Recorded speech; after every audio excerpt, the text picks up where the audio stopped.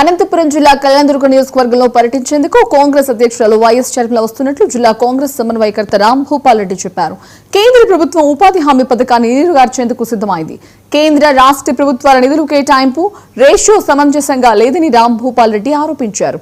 ఈ విషయాలను ప్రజలతో చర్చించడానికి రేపు షర్మిలారెడ్డి కళ్యాణదుర్గం నియోజకవర్గంలో పర్యటిస్తారని రామ్ భూపాల్ రెడ్డి చెప్పారు.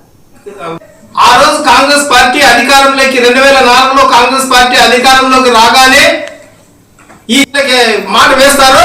అదే విధంగానే ఈ రోజు ఈ జాతీయ గ్రామీణ ఉపాధి హామీ పథకాన్ని నీరు గార్చే విధంగా ఈ పథకాన్ని చంపాలనే ఉద్దేశంతోనే ఈ రోజు 40% రాష్ట్ర ప్రభుత్వం భరించాలని 60% మాత్రమే మేము భరిస్తామని చెప్పడం నిజంగా ఖచ్చితంగా ఇది పిచ్చి కుక్కను చేసి చంపే విధంగానే ఉంది.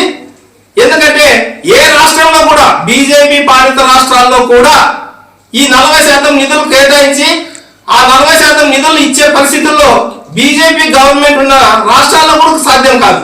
కానీ మనలాంటి ఇంకా అత్యంత వెనుకబడిన రాష్ట్రాల్లో ఏ విధంగా సాధ్యమవుతుంది అని చెప్పి మేము ప్రశ్నిస్తున్నాం.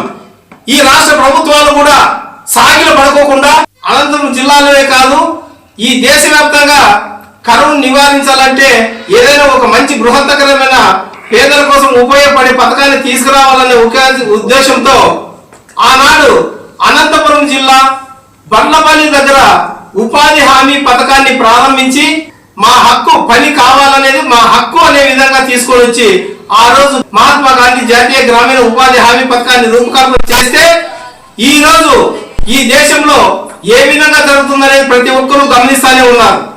ఆ రోజు కాంగ్రెస్ పార్టీ